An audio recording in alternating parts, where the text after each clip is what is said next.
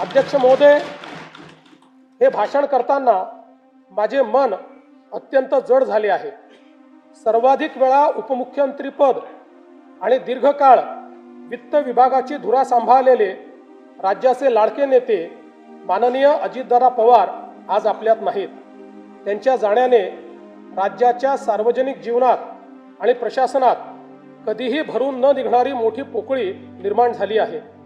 त्यांनी एकूण 11 वेळा राज्याचा अर्थसंकल्प मांडला। अजितदादा व अर्थसंकल्प हे नाते दृढ झाले होते।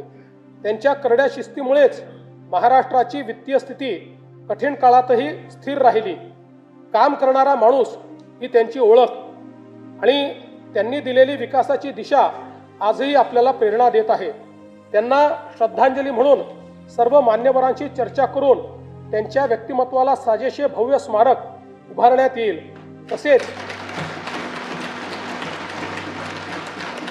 तसेच त्यांच्या नावे गतिमान नागरी सेवा पुरस्कार देण्यात येईल असे मी जाहीर करतो।